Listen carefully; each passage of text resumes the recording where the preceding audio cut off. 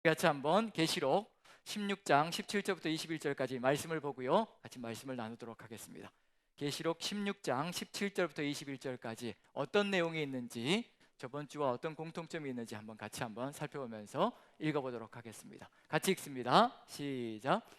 일곱째 천사가 그 대접을 공중에 쏟음에 큰 음성이 성전에서 보좌로부터 나서 이르되 되었다 하시니 번개와 음성들과 우레소리가 있고 또 큰 지진이 있어 얼마나 큰지 사람이 땅에 있어 온 이래로 이같이 큰 지진이 없었더라.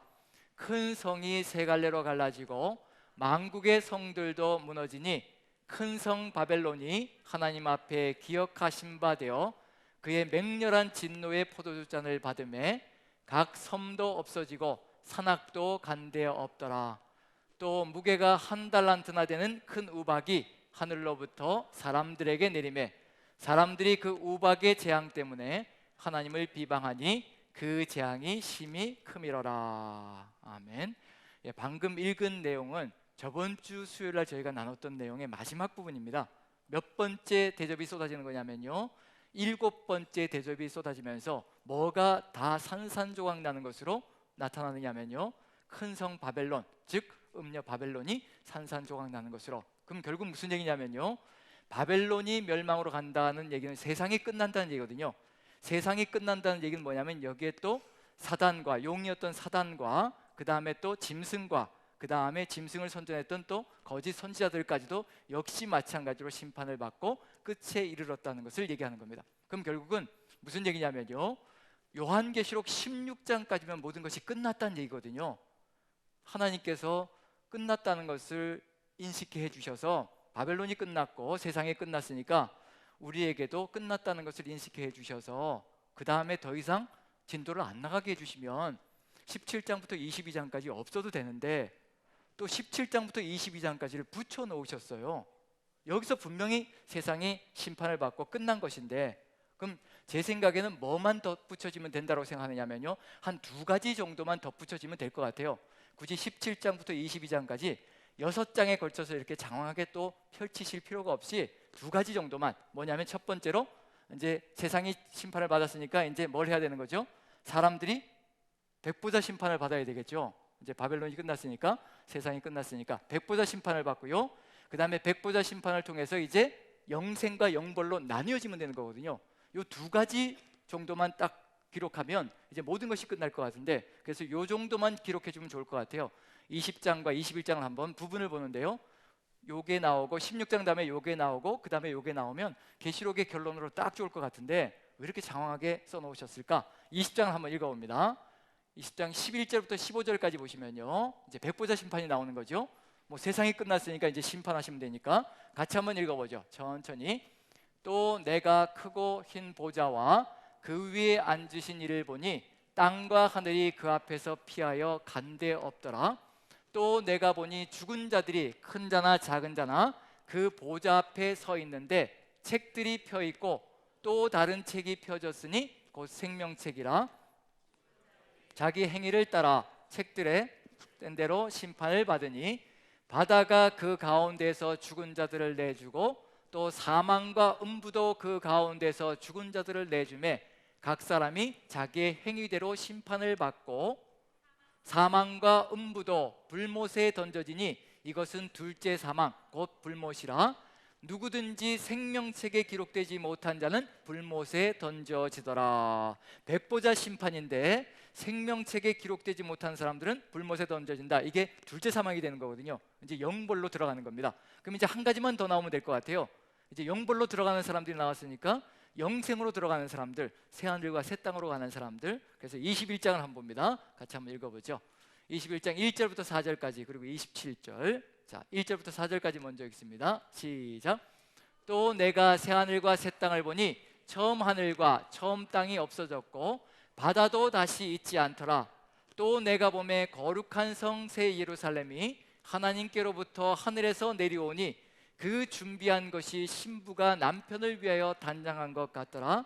내가 들으니 보좌에서 큰 음성이 나서 이르되 보라, 하나님의 장막이 사람들과 함께 있음에 하나님이 그들과 함께 계시리니 그들은 하나님의 백성이 되고 하나님은 친히 그들과 함께 계셔서 모든 눈물을 그 눈에서 닦아주시니 다시는 사망이 없고 애통하는 것이나 곡하는 것이나 아픈 것이 다시 있지 아니하리니 처음 것들이 다 지나갔음이러라. 그리고 마지막 결론에 가서는 27절 보시면요, 같이 읽습니다. 시작. 무엇이든지 속된 것이나 가증한 일 또는 거짓말하는 자는 결코 그리로 들어가지 못하되 오직 어린 양의 생명책에 기록된 자들만 들어가리라. 백보자 심판에서 첫 번째 징계를 받는 사람들, 영벌로 들어가는 사람들, 어린 양의 생명책에 기록되지 못한 사람들이 영벌로 들어가는 거고요.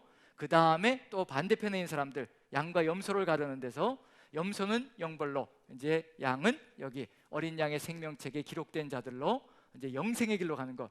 요 두 가지만 내용만 들어가 있으면 요한계시록의 결론으로 딱 좋을 것 같은데, 그러면 이제 제 생각에는 누이 좋고 매부 좋고, 하나님은 우리가 성경을 6장이 사라지니까 통독을 더 열심히 할 수 있어서 좋고 그렇잖아요. 그러니까 하나님도 보시기에 좋으시고, 우리도 또 이렇게 6장이 단 한 장처럼 쫙 줄여지니까 통독해야 될 내용이 줄어드니까 또 자신감을 가지고 확신을 가지고 또 성경을 읽을 수 있어서 좋고, 그래서 하나님도 좋으시고 우리도 좋으실 것 같은데, 왜 이렇게 끝났는데, 모든 게 끝났는데 또 이렇게 17장부터 22장까지 장황하게 6장을 늘어놓으시는 걸까? 왜 그러실까요? 요한계시록은 계속 그렇거든요. 뭔가 짧아질 수 있는데 계속 늘려놓는 거예요. 늘려놓을 때마다 들어가는 게 뭐냐면요, 누구를 위해서인지 보시면 되는 겁니다. 누구를 위해서인가? 하나님을 위해서일까요? 우리를 위해서일까요? 우리를 위해서 그렇습니다. 다시 한 번 더 반복하는 겁니다. 다시 한 번 더 반복하고요, 또 반복하는 겁니다. 그 반복하는 내용 속에 뭐가 들어있는지 보면요, 하나님의 진심이 드러나기 시작합니다. 한 사람이라도 더 살리시려고 마지막 순간까지 끈을 놓지 않으시고 또 한 번 보여주시고 또 한 번 보여주시고, 그래서 우리가 정신을 어떻게 차려야 될 것인가를 보여주는 내용들이 가득 들어차 있다는 거. 16장의 모든 것이 바벨론이 끝났다는 얘기, 이제 세상이 끝났다는 얘기거든요. 그런데 또 한 번 세상이 끝나는 것을 상세하게 나열하시는 겁니다. 6장에 걸쳐서요. 6장에 걸쳐서 상세하게 보여주면서 뭘 보여주냐면요, 바벨론이 왜 망했는지, 즉 이 세상이 왜 망할 수밖에 없었는지, 세상이 살아가는 방식이 어떤 것인지 다시 한번 보여주시는 겁니다. 세상이 살아가는 방식을 보여주는 이유는 뭐냐면요, 우리가 그 안에 들어가 있는지 아닌지 보라는 얘기예요. 나는 그와 같은 삶의 방식을 가지고 살아가고 있지 않은지, 그리고 살아가고 있는지를 비교해 보라는 얘기입니다. 그래서 하나님께서 그것을 비교해 주시면서 우리가 정말 진실로 어디에 속해 있는지를 실체를 볼 수 있게 만들어 주시면서 결국은 빨리 회개하고 깨닫게 만들어 주시기 위한 의도가 들어가 있습니다. 결국은 세상이 이렇게 망하기 전까지 우리를 어찌하든지 조금이라도 더, 한 사람이라도 회개의 길로 이끌어서 생명의 길로 가게 하기 위한 의도를 가지고 있거든요. 구원을 받고 십자가의 구원을 통해서 우리가 구원을 누렸는데, 이 구원을 완성시켜 갈 것인가, 이 십자가를 버리고 내 마음대로 세상 속에 들어가서 세상과 똑같은 모습으로 살아갈 것인가, 거기에 따라서 결론이 달라질 수 있다는 겁니다. 그렇기 때문에 또 한 번 말씀하시고 또 한 번 말씀하시고 그렇게 계속해서 반복해 주신다는 얘기거든요. 지금까지 우리가 요한계시록을 살펴보면서 어려운 얘기가 있었던가요? 내용들을 천천히 살펴보면요, 하나님께서 왜 그 내용을 거기에 집어넣을 수밖에 없었는지, 왜 그 부분엔 그 내용을 다시 한번 반복하실 수밖에 없었는지, 그게 차근차근 드러납니다. 17장부터 22장까지도 역시 마찬가지로요, 하나님께서 왜 다시 한 번 더 이렇게 강조하시는지가 분명히 드러나거든요. 그리고 아주 우리가 쉽게 이해할 수 있도록 구조가 들어가 있습니다. 그 구조만 보면요, 17장부터 22장까지는 누구를 위해서 이렇게 또 반복하시는가가 분명하게 드러나거든요. 거기에 뭐를 얘기할 거냐면요, 바벨론이 어떤 곳인지를 정확하게 얘기해 주실 것이고요, 우리가 들어가야 될 새 예루살렘, 새 하늘과 새 땅, 그것이 또 어떤 장소인지 보여주실 거고요, 비교하는 겁니다. 음녀 바벨론과 새 예루살렘을 비교해서요, 정말 우리가 현재 어느 곳에 위치하고 있는지 살펴보게 만들고요, 어디로 가야 되는지를 알려주시는 겁니다. 그리고 그곳으로 가기 위해서 우리가 어떻게 살아야 될 것인지 그것도 정확하게 다시 한 번 더 보여줄 겁니다. 우리는 그것만 다시 한번 보면요, 또다시 마음을 추스리고 또다시 우리의 삶을 일으켜 세워서 하나님이 뜻하신 길로 또 나아갈 수 있지 않을까라는 기대를 가져봅니다. 어디부터 보느냐면요, 17장 처음 부분부터 한번 보죠. 이 양쪽 날개로 들어가 있는데요, 구조를 보시면 양쪽 날개가 있죠. 한쪽은 빨갛고 한쪽은 파랗죠. 구조도 똑같습니다. 1, 2, 3, 4로 나뉘어지는 겁니다. 한쪽 날개가 있고 이쪽 날개가 있는데 이쪽에 음녀 바벨론이 들어가 있고 이쪽엔 뭐가 들어가 있을까요? 음녀 바벨론의 반대가 되는, 세상과 반대가 되는 우리가 들어가야 될 장소, 우리가 살아가야 될 삶의 길, 새 예루살렘에 들어가 있겠죠. 구조는 똑같습니다. 똑같이 4단계로 나뉘어질 거고요. 그리고 가운데 이제 빨간 것과 파란 것이 있는데 어느 쪽으로 들어갈 것이냐에 따라서, 어느 곳에 머물 것이냐에 따라서 이제 삶과 죽음의 길이 갈라지는 겁니다. 마지막으로 한 번 더 보여주시는 겁니다. 자, 한번 이제 성경을 펼쳐 놓으시고, 도표는 그대로 놔두고요, 성경을 펼쳐 오면서 한번 구조를 한번 보면서 살펴보기로 하죠. 자, 17장을 봅니다. 요한계시록 17장.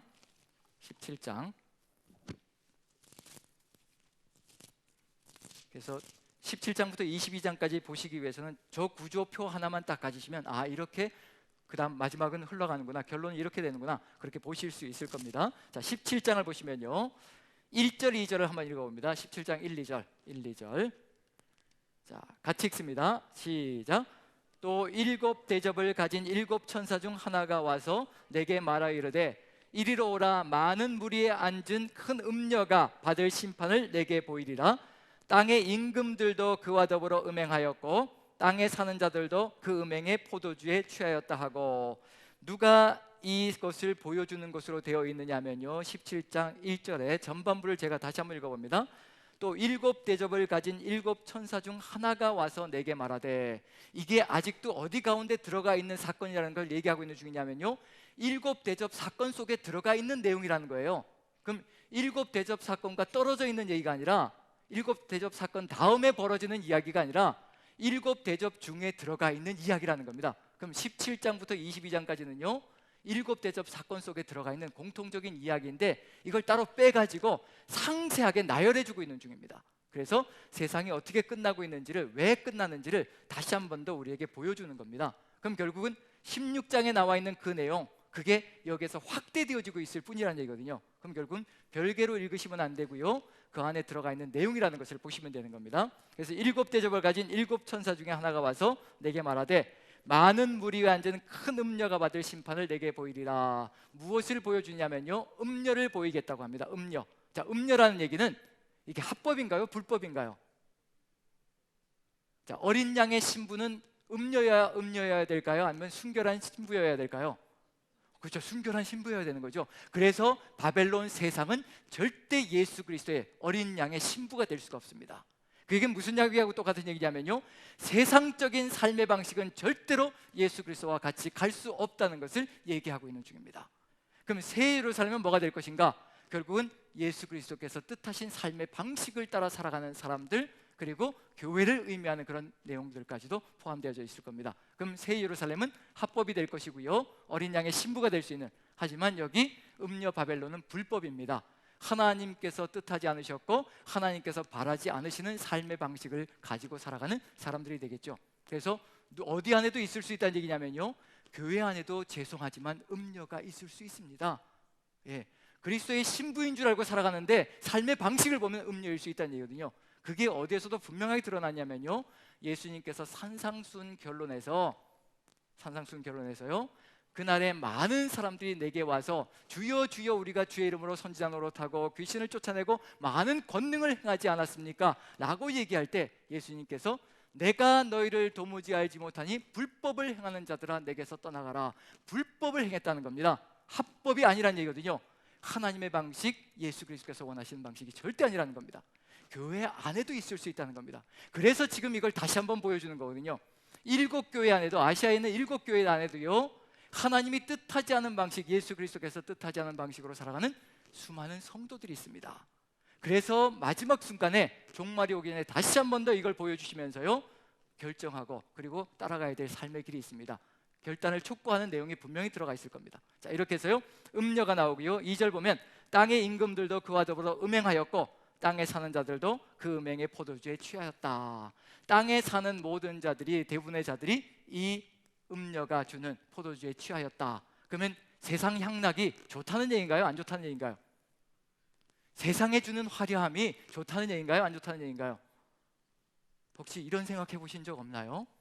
세상 사람들이 살아가는 방식대로 조금 나도 그렇게 살고 싶어서 나도 한번 나도 한번 돈벼락 한번 맞아봤으면 좋겠다. 예, 그런 생각 해보신 적 없나요? 목사인 저도 해본 적이 있으니 예, 우리 성도님들 오죽하시겠습니까? 예, 이게 한번 그래도 한번 사는 것처럼 살아보기 위해서 한번 자식들에게 한번 제대로 한번 좋은 거 해주고 싶어서 돈벼락 한번 맞아봤으면 좋겠다, 그런 생각을 해볼 때도 있다는 얘기가 되는 거죠. 그런 점에서 세상의 화려함과 향락은요 우리에게 끊임없이 유혹이 될 겁니다. 그게 음료가 세상에 보여주고 있는 거거든요. 그런데 이걸 어떻게 분간해 나갈 수 있을 것인가, 이게 음료인지 불법인지 합법인지 어떻게 분간해 나갈 수 있을 것인가, 이제 그 다음 절에 나와 있습니다. 17장 3절 이렇게만 볼 수가 있습니다. 3절 같이 한번 읽어보죠. 3절 같이 시작. 곧 성령으로 나를 데리고 광야로 가니라. 내가 보니 여자가 붉은빛 짐승을 탔는데 그 짐승의 몸에 하나님을 모독하는 이름들이 가득하고 7머리와 10뿔이 있으며. 나를 누가 데리고 가시는 거예요? 성령께서 나를 데리고 가시면서 음료가 무엇인지 정확하게 보게 해주시는 겁니다. 누가 아니면 진리가 아닌지 분간을 못한다는 얘기냐면요, 주의 성령이 아니면 진리인지 아닌지조차 분간할 수 없다는 겁니다. 성령께서 우리를 사로잡아서 우리를 이끌어 가실 때요, 세상이 비진리인지 아닌지 우리가 분명하게 분간할 수 있다는 얘기거든요. 성령이 아니시고는 절대 그럴 수 없습니다. 예수 그리스도께서 분명히 말씀하셨거든요. 내가 곧 길이요 진리요 생명이다라고 분명히 말씀하셨습니다. 보혜사 성령님이 누구라고 얘기하냐면요, 바로 예수 그리스도 자신이시고, 보혜사 성령께서 오시면 예수 그리스도가 누구인지를 정확하게 알려준다라고 얘기를 하고 있습니다. 즉 그 얘기 뭐냐면요, 보혜사 성령님께서 함께 하시면 진리가 무엇인지를 정확하게 보여주실 것이고요, 길이 무엇인지 정확하게 우리에게 보여주실 것이고, 생명이 무엇인지까지도 정확하게 알려주신다는 겁니다.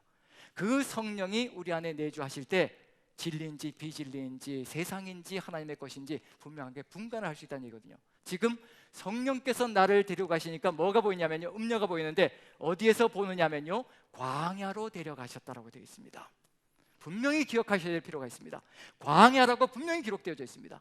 그렇게 화려하게 음료가 화려하게 살아가고 있는데요, 세상이 그렇게 화려하게 치장하고 살아가고 있는데요, 성령의 눈으로 보니까요 그게 광야라는 겁니다. 결국 망에 자빠질 것이고 아무것도 남지 않는 것으로 끝장나버리고 마는 것이 바로 음료가 걸어가는 길, 세상이 가는 길이라는 것을 선명하게 보여주고 있는 중입니다. 성령이 아니시고는요 그 끝을 볼 수가 없습니다. 우리가 이것을 똑같이 볼 수 있는 눈이 있다면요, 세상이 주는 것이, 세상의 향락이 어떤 끝으로 끝날 것인지 우리가 안다면요, 우리도 하나님의 뜻을 받들어서 더 철저하게 주님의 뜻을 따라갈 수 있는 길을 열어갈 수가 있습니다. 성령께서 음료를 보여주시기 위해서 데려가시는데 광야로 데려가신다. 세상은 결국 이렇게 황폐하게 끝나고 말 것이고 아무것도 남지 않는 것으로 끝장나고 말 것이라는 것을 선명하게 분명하게 보여주고 있습니다. 그런 것을 따라가야 될 필요가 있을 것인가. 그리고 나서 이제 뭘 보여주냐면요, 17장 4절부터 4절 5절만 한번 읽어보죠. 4절 5절 같이 읽습니다. 4절 5절 같이 시작. 그 여자는 자줏빛과 붉은빛 옷을 입고 금과 보석과 진주로 꾸미고 손에 금잔을 가졌는데 가증한 물건과 그의 음행에 더러운 것들이 가득하더라. 그의 이마에 이름이 기록되었으니 비밀이라 큰 바벨론이라 땅의 음료들과 가증한 것들의 어미라 하였더라. 갖은 화려한 것으로 우리가 갖고 싶어하는 수많은 세상의 사치스러운 것들로 가득 들어차 있습니다. 그런데 그것이 결국 광야라는 것, 황폐하게 아무것도 남지 않을 것이라는 것, 끝이 바로 그렇게 되어버리고 말 것이라는 것을 보여주고 있거든요. 그리고 3번을 보시면 17장 4절부터 19장 8절까지 무지하게 깁니다. 무지하게 길게 뭘 얘기하고 있냐면요, 음료 바벨론 세상이 어떤 모습이고 어떤 사치이고 그것이 결국 어떻게 될 것인지 쫙 보여주는 겁니다. 그러면 어느 부분이 가장 중요한 부분일까요? 이 속에서요, 어느 부분이 가장 중요한 부분일까요? 가장 분량을 많이 할애한 부분이 가장 중요한 부분이겠죠. 거기에 초점을 맞추고 봐야 된다는 겁니다. 그래야 실체를 파악할 수 있다는 겁니다. 그리고 나서 이제 4번 보시면요, 19장 9절 10절 한번 봅니다. 19장 9절 10절 결론은 이렇게 결론을 맺습니다. 9절 10절 같이 읽습니다. 시작. 천사가 내게 말하기를 기록하라. 어린 양의 혼인잔치의 청함을 받은 자들은 복이 있도다 하고, 또 내게 말하되 이것은 하나님의 참되신 말씀이라 하기로 내가 그 발 앞에 엎드려 경배하려 하니 그가 나에게 말하기를 나는 너와 및 예수의 증언을 받은 내 형제들과 지낸 종이니 삼가 그리하지 말고 오직 하나님께 경배하라. 예수의 증언은 예언의 영이라 하더라. 천사들이 이런 걸 가르쳐주고 그러니까 이제 천사들이 위대한 줄 알고 천사를 경배하려고 하지만 천사들도 하나님이 보낸 종들일 뿐이라는 겁니다. 우리와 똑같은 그런 점에서 누구에게만 경배하라고요? 천사가 아닌 하나님께만, 이 모든 것을 가지고 우리에게 진리를 알려주시는 하나님께만 경배하라는 것으로 결론이 납니다. 그러면 이제 가장 중요하게 이제 초점을 맞춰야 될 건 뭐냐면요, 3번이거든요. 17장 4절부터 19장 8절, 음녀 바벨론의 정체와 심판에 대해서 정확하게 보여주고 있습니다. 그러면 이제 정체가 무엇이고 심판이 무엇인지 분명히 알아야 되겠죠. 간단하게만 봅니다. 나중에 이제 더 길게 나아갈 것이고요. 자, 19장 몇 절을 보느냐면요, 도표를 보면서 이건 한번 살펴보죠. 도표를 보여주시면 성경 구절입니다. 18장 1절부터 3절까지 보시면요, 이제 음녀 바벨론이 어떻게 될 것인지 그걸 결론을 보여주는 겁니다. 어디와 연결되는지 한번 보십시오. 자, 18장 1절부터 3절까지 같이 한번 읽어봅니다. 시작. 이일 후에 다른 천사가 하늘에서 내려오는 것을 보니 큰 권세를 가졌는데 그의 영광으로 땅이 환하여지더라. 힘찬 음성으로 외쳐 이르되 무너졌도다 무너졌도다 큰 성 바벨론이여, 귀신의 초소와 각종 더러운 영이 모이는 곳과 각종 더럽고 가증한 새들이 모이는 곳이 되었도다. 그 음행의 진노의 포도주로 말미암아 만국이 무너졌으며 또 땅의 왕들이 그와 더불어 음행하였으며 땅의 상인들도 그 사치의 세력으로 치부하였도다 하더라. 음행과 사치가 가득 들어차 있습니다. 지금 우리의 삶 속에서도 분명히 살펴봐야 될 게 뭐냐면요, 음행이 있는지 사치가 있는지 그런 것들 한번 살펴봐야 되겠죠. 이제 우리가 구별해야 될 건 뭐냐면요, 사치인지 필요인지 정확하게 구별해야 합니다. 이제 그게 구별이 안 되면 이게 사치를 하면서도 필요로 착각할 수가 있거든요. 왜냐하면 우리가 홈쇼핑을 보면요, 이게 지금까지는 안 봤을 때는 몰랐어요. 안 봤을 때는 전혀 몰랐습니다. 그게 내가 필요한 건지도 몰랐어요. 그런데 홈쇼핑을 보는 그 순간에 저게 없으면 내가 사람 사는 게 아니구나, 갑자기 필수품으로 확 다가오기 시작합니다. 이제 그런 것들이 우리를 유혹한다는 얘기거든요. 필수인지 사치인지 분명히 구별해야 되거든요. 여기 분명히 나오는 건 뭐냐면 사치와 음행으로 가득 들어찼다고 얘기합니다. 지금 우리의 삶 속에서도 내가 지금 필수적인 필요한 것들을 가지고 살아가고 있는가, 그걸 추구하고 있는가, 아니면 사치를 따라가고 있는가, 그걸 한번 비교해 본다면 우리가 지금 어디에 속해 있는지를 알 수가 있거든요. 자, 여기서 분명하게 뭐라고 되어 있냐면요, 2절 보면 무너졌도다 무너졌도다 큰 성 바벨론이여 라고 되어 있습니다. 큰 성 바벨론이 이미 어디에서 무너졌던가요? 몇 장에서 무너졌던가요? 16장에서 이미 심판을 받고 다 무너졌습니다. 끝난 거예요. 16장에서 이미 모든 것이 종말로 끝난 겁니다. 그걸 다시 부연 설명하고 있다는 걸 얘기하고 있는 중입니다. 왜 무너졌는지를 정확하게 보여주는 거거든요. 이렇게 더러운 것으로 가득 들어차 있다는 겁니다.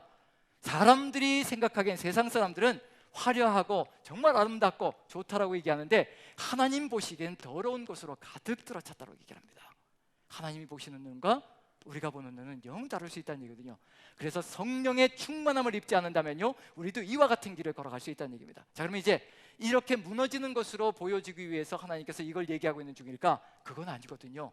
무엇을 얘기하시고 싶으신 걸까요? 이렇게 음녀 바벨론이 세상이 무너진다는 겁니다. 그러면 이제 우리에게 어떤 얘기를 하시고 싶으실까요? 무너진다, 그러니 어떻게 된다, 어떻게 하라고 얘기하실까요? 한번 추측을 해보시죠. 그러면 이제 우리도 성경을 쓸 수가 있습니다. 자, 그 다음에 무슨 얘기가 나올까? 이렇게 세상이 무너지니까 어떻게 하라고 말씀하실까요? 그 다음에 그럼 그 다음 절 4절부터 봅니다. 4절부터 보겠습니다. 같이 한번 읽어보죠. 이게 바로 음녀 바벨론 이야기에서 가장 중요한 이야기입니다. 4절, 이 얘기를 하고 싶으신 거예요. 이 얘기를 하고 싶으셔서 또다시 부연 설명하시는 겁니다. 반복하시는 겁니다. 자, 4절부터 같이 읽습니다. 시작. 또 내가 들으니 하늘로부터 다른 음성이 나서 이르되 내 백성아, 거기서 나와 그의 죄에 참여하지 말고 그가 받을 재앙들을 받지 말라. 이게 하나님의 마음이라는 겁니다. 제발 거기에 섞여서 같이 끝장나지 말고 제발 거기서 나오라는 겁니다. 거기서 나오라는 이야기가 무슨 얘기일까? 우리가 세상 속에 몸만 담고 있는 것을 얘기하는 것일까? 절대 그 얘기하고 있는 거 아닙니다. 그의 죄에 참여하지 말라는 것을 보니까요, 세상과 뒤섞여서 내가 세상인지 세상이 나인지도 분간하지 못하고 살아가고 있는 삶의 방식을 가지고 걸어가고 있는 그 삶을 이야기하고 있는 중입니다. 교회 안에도 이런 일들이 벌어질 수 있다는 얘기입니다. 이렇게 살다가는 무슨 일이 벌어진다는 얘기냐면요, 음녀 바벨론 세상이 징계를 받고 산산조각이 날 때 우리도 산산조각이 나는 일이 벌어질 수 있다는 것을 경고하고 있는 중입니다.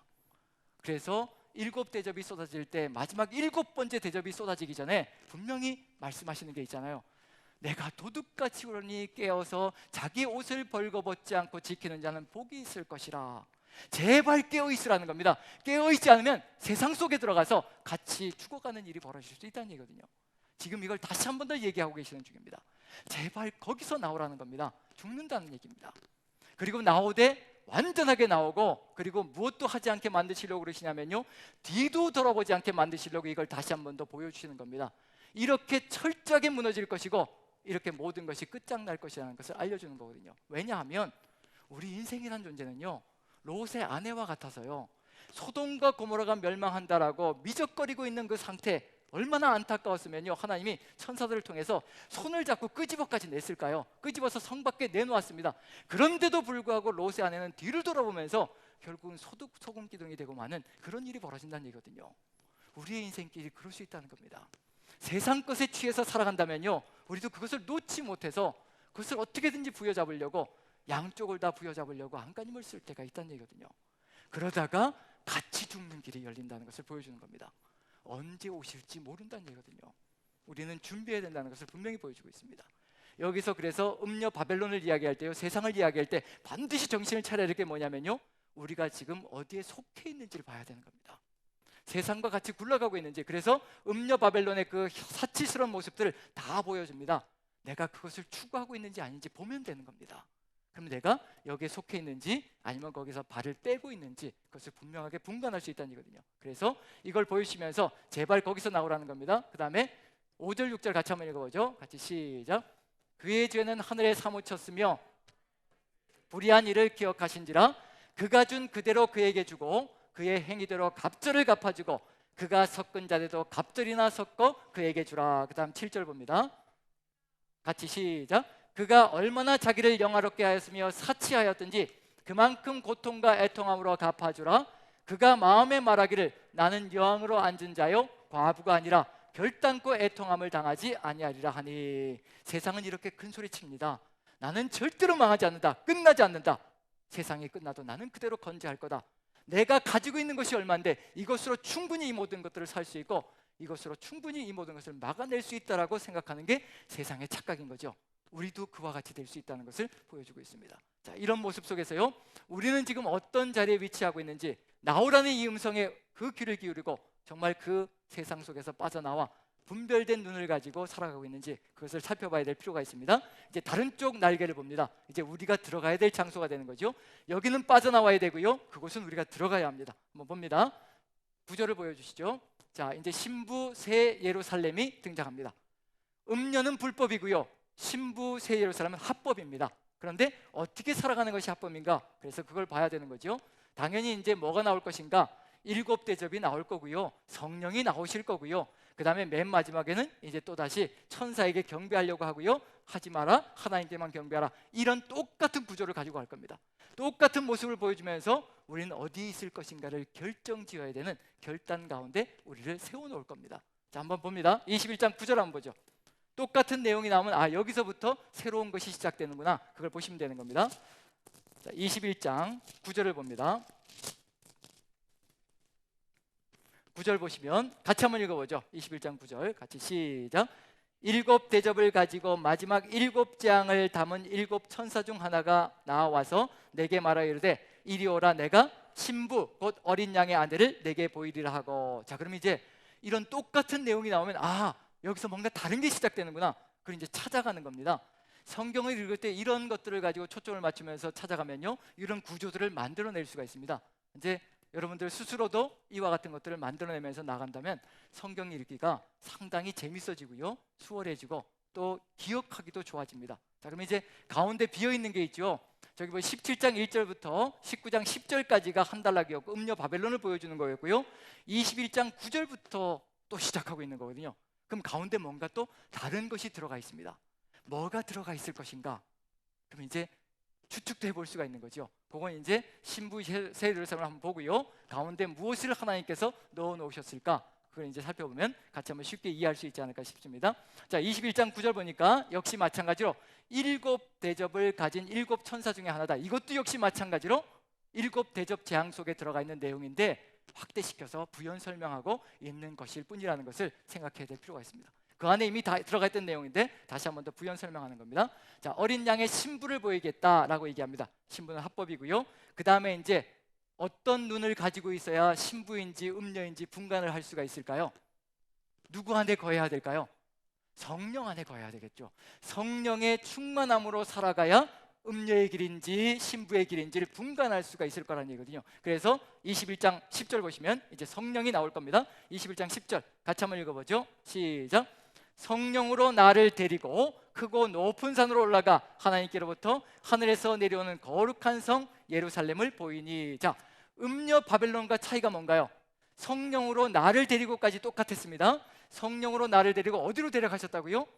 광야로 데려가셨다라고 되어 있습니다. 그런데 여기는요, 성령으로 나를 데리고 어디로 데려가셨다고요? 크고 높은 산으로. 예수 그리스도를 따라가는 삶이 처절하게 낮아지고 십자가를 지고 죽는 길이고 음부의 세계로 들어가는 것 같고 내 것이 아무것도 남는 것 같지 않고 그렇게 생각하며 처절하게 걸어왔는데, 하나님이 보시기에는 가장 높은 곳으로 올라가고 있는 그 삶의 길이라는 것을 보여주고 있는 중입니다. 하나님의 길이 가장 높은 곳으로, 영광스러운 곳으로 올라가는 겁니다. 사단이 아무리 속여서요, 가장 높은 산으로 데려올라서 천하만국의 영광을 사단이 다 보여줘도요, 그건 사막같이 광야같이 일순간에 끝장나 버릴 겁니다. 아무리 십자가의 길이고 가장 처절하게 낮아진 삶일지라도요, 하나님께서 인정하시면요, 그것이 가장 높은 삶이라는 것을, 가장 영광스러운 삶이라는 것을 우리에게 알려주고 있는 중입니다. 성령께서 우리와 함께 하시면요, 이걸 볼 수 있다는 얘기입니다.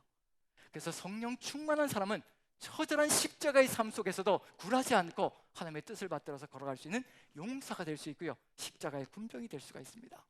지금 우리에게도 필요한 것이 있다면 우리의 힘과 능력으로 걸어가는 것이 아니라 주의 성령께서 우리에게 함께 하시고 그 성령께서 우리를 끝까지 붙드시고 이끌어 가신다면요, 우리는 십자가의 길도 정말 가장 높은 곳으로 올라가는, 저 높은 곳을 향하여 올라가는 그 삶의 길을 가지고 가는 담대한 신앙을 가지고 걸어갈 수 있을 겁니다. 분명히 말씀은 그것을 우리에게 얘기해 주고 있습니다. 절대로 광야가 아니라, 사막이 아니라, 아무것도 남지 않는 삶이 절대 아니라는 겁니다. 가장 높은 산에서 하나님이 주시는 영광, 사단이 주는 것은 그저 일순간일 뿐이지만 우리 하나님의 영광은 영원한 것, 사라지지 않는 것, 그것을 우리에게 주실 것이라는 것을 분명히 보여주고 있는 중입니다. 어느 쪽을 택할 것인가는 이것을 통해서 우리가 같이 선택해야 될 내용 속에 포함될 겁니다. 그럼 당연히 그 다음에 세 번째는 뭐가 나올까요? 신부 새 예루살렘의 정체와 영광에 대해서, 아까는 음녀 바벨론의 정체와 심판받고 끝장날 것에 대해서 얘기했다면요, 이제 21장 11절부터 22장 7절까지 정말 긴 부분, 신부 새 예루살렘이 어떤 곳인지, 어떤 삶의 길인지, 그리고 어떤 영광이 가득한지 그걸 가득히 보여줄 겁니다. 한번 두 절만 읽어보죠. 11절, 12절 같이 한번 읽어봅니다. 11절, 12절 같이 시작. 하나님의 영광에 있어 그 성의 빛이 지극히 귀한 보석 같고 벽옥과 수정같이 맑더라. 크고 높은 성곽이 있고 12문이 있는데 문에 12천사가 있고 그 문들 위에 이름을 썼으니 이스라엘 자손 12지파의 이름들이라. 여기서 시작부터 뭐가 나오고 있나요? 시작부터 누구의 영광이요? 하나님의 영광부터 시작하고 있습니다. 이게 다르다는 겁니다. 음녀는 인간이 만들어 놓은 사치스러운 것으로 가득 들어차 있는지 모르겠지만 그건 곧 사라질 것이고요, 하나님의 영광은 절대로 사라지지 않습니다. 그게 바로 신부의 영광이고요, 우리 교회의 영광이고 우리의 삶의 영광이라는 것을 분명히 보여주고 있는 중입니다. 그것으로 가득 들어차 있고요, 그걸 설명할 것이고, 그 다음에 마지막 부분 가면 22장 8절 9절 무엇으로 마감될 것인가? 역시 이제 천사 얘기 나올 것이고요, 경배 얘기가 나올 것입니다. 22장 8절 9절 같이 읽습니다. 8절 9절 같이 읽죠. 시작. 이것들을 보고 들은 자는 나 요한이니 내가 듣고 볼 때 이 일을 내게 보이던 천사의 발 앞에 경배하려고 엎드렸더니 그가 내게 말하길 나는 너와 내 형제 선지자들과 또 이 두루마리의 말을 지키는 자들과 함께 된 종이니 그리하지 말고 하나님께 경배하라 하더라. 이렇게 계시를 보여준 천사가 주가 아니라 바로 천사를 보내어서 우리를 어찌하든지 살리시려고, 구원의 길로 가게 하시려고 끝까지 보듬고 지키시는 하나님만이 우리의 경배를 받으실 대상이라는 것을 분명히 보여주고 있는 중입니다. 하나님만 따라가야 될 삶이라는 것을 분명히 보여주고 있다는 얘기거든요. 자, 그래서 가장 중요한 부분은 역시 마찬가지로요, 파란 선 안에 들어가 있는 내용이 가장 중요한 부분으로 우리가 초점을 맞춰야 될 내용이 될 겁니다. 이렇게 해서 21장 11절부터 22장 7절까지 해서 이제 우리가 가야 될 길, 이제 새 예루살렘이 어떤 장소인지 보고 우리가 선택해야 될 게 무엇인가 한번 봐야 될 필요가 있겠죠. 성경 구절을 좀 보여주시죠. 자, 21장 22절 23절 봅니다. 저 내용 속에 들어가 있는 겁니다. 자, 같이 한번 읽어보죠. 22절 23절 같이 시작. 성 안에서 내가 성전을 보지 못하였으니 이는 주 하나님 곧 전능하신 이와 및 어린 양이 그 성전이심이라. 그 성은 해나 달의 비침이 쓸데없으니 이는 하나님의 영광이 비치고 어린 양이 그 등불이 되심이라. 아까 음녀 바벨론은 무너졌도다 무너졌도다, 완전히 철저하게 무너지는 걸 얘기했습니다. 그러니까 빠져나와야 되는 거고요. 거기서 나와야 되는 거고요. 그럼 여기는 하나님의 영광이 가득 들어차서 해나 달의 영광도 필요 없다는 겁니다. 오직 하나님의 영광만이면 모든 것이 가득 들어찬 아름다운 장소라는 것을 얘기하고 있습니다. 이제 어떻게 해야 될까요? 그 다음에 어떻게 해야 될까요? 그렇게 알려드렸는데도 음녀 바벨론은 나와야 되고요. 여기는 그렇죠, 들어가야, 알면서 아직도. 그 다음 부분을 보면 24절부터 보시죠. 24절부터 26절까지 같이 읽어봅니다. 계속 강조되는 단어 같이 읽습니다. 시작. 만국이 그 빛 가운데로 다니고 땅의 왕들이 자기 영광을 가지고 그리로 들어가리라. 낮에 성문들을 도무지 닫지 아니하리니 거기에는 밤이 없음이라. 사람들이 만국의 영광과 존귀를 가지고 그리로 들어가겠고. 새 예루살렘은 우리가 반드시 들어가야 될 장소라는 것을 계속해서 강조하고 있는 겁니다. 그럼 결국 이렇게 두 부분을 보여주면서 양 날개로 보여주면서요, 무슨 의미를 가지고 있는 것일까? 제발 어디에서 빠져나오라고요? 음녀 바벨론 세상은 이런 것이니 죽지 않기 위해서 거기서 나와서 어디로 들어가라는 얘기예요? 새 예루살렘으로 들어가라는 의미가 들어가 있습니다. 지금 우리의 삶 속에서 역시 마찬가지입니다. 이제 봐야 될 건 뭐냐면요, 음녀 바벨론이 얼마나 화려할지라도 그것이 결국 죽음으로 간다는 것을 철저하게 깨달아야 될 필요가 있고요. 그래서 우리가 거기서 발을 빼야 된다는 얘기고요. 조금이라도 발이 들어가 있다면 빼내야 된다는 얘기고요. 그걸 어디로 다 옮겨야 된다는 얘기를 하고 있는 중이냐면요, 새 예루살렘으로 옮겨가야 된다는 것을 분명히 보여주고 있습니다. 그럼 이 안에 뭐도 들어가 있을 것이냐면요, 삶의 방식이 어떠해야 되는 것까지도 다 들어가 있을 겁니다. 그걸 이루어가지 못한다면 절대로 여기로 옮겨갈 수가 없거든요. 자, 그럼 이제 이렇게 음녀 바벨론에서 새 예루살렘으로, 그리고 음녀에서 신부로 옮겨갈 수 있는 길, 우리가 이 길, 만약에 새 예루살렘의 삶을 그대로 살고 있다면 그걸 그대로 지킬 수 있고, 음녀 바벨론에 있었다면 돌이킬 수 있는 것, 그 길은 어디에 있을 것인가? 어디를 따라가면 될 것인가? 지금 힌트는 양 날개가 들어가 있습니다. 지금 뭐가 비어 있는 거지요? 가운데가 비어 있습니다. 가운데 뭘 집어넣을까? 이렇게 살아가면 삶의 길을 옮겨갈 수 있고 바른 길을 걸어갈 수 있으며 음녀가 아닌 신부의 길을 걸어갈 수 있다는 것을 알려주는 역사가 펼쳐질 겁니다. 한번 도표를 보시죠. 자, 가운데 보시면 19장 11절부터 21장 8절까지의 내용입니다. 한 부분만, 첫 번째 시작하는 부분만 읽어보면요, 이렇게만 살면 되겠구나, 그게 분명히 드러날 겁니다. 자, 19장 11절부터 14절까지만 읽어봅니다. 이렇게만 하면 됩니다. 19장 11절부터 14절까지 네 절만 한번 읽어봅니다. 11절부터 14절까지. 자, 같이 읽습니다. 같이 시작. 또 내가 하늘이 열린 것을 보니 보라, 백마와 그것을 탄 자가 있으니 그 이름은 충신과 진실이라. 그가 공의로 심판하며 싸우더라. 그 눈은 불꽃 같고 그 머리에는 많은 관들이 있고 또 이름 쓴 것 하나가 있으니 자기밖에는 아는 자가 없고, 또 그가 피 뿌린 옷을 입었는데 그 이름은 하나님의 말씀이라 칭하더라. 하늘에 있는 군대들이 희고 깨끗한 세마포 옷을 입고 백마를 타고 그를 따르더라. 자, 누구의 뒤만 따르면 되는 건가요? 충신이고 진실이신 예수 그리스도의 뒤만 따라서 그 뒤만 철저하게 따라간다면요, 우리는 세상에서 벗어나서 하나님의 길을 따라서 새 예루살렘이 되는, 그리고 새 예루살렘에 입성하는 그런 역사를 펼쳐갈 것이라는 거, 그걸 분명히 보여주고 있습니다. 하지만 그것이 결코 쉽지만은 않다는 것은 분명합니다. 누구의 뒤를 따라가기 때문이냐면요, 예수 그리스도의 뒤를 따라가는 것이란 얘기거든요. 예수 그리스도의 낮아지시고 섬기시고 그리고 십자가를 지시고 그리고 피 뿌린 옷을 입었다라고 되어 있습니다. 피 뿌린 옷을 입었다라는 것 자체가 무슨 의미를 가지고 있는 것일까? 세상 속에서요, 절대로 칼을 들고 칼로 치면서 남을 죽이면서 이기는 전쟁이 아니란 얘기입니다. 자신의 목숨을 내어놓고 순교자의 길을 걸어가며 십자가의 길을 걸어가며 세상을 이기는 것이 바로 예수 그리스도의 승리의 길이라는 것을 분명히 보여주고 있습니다.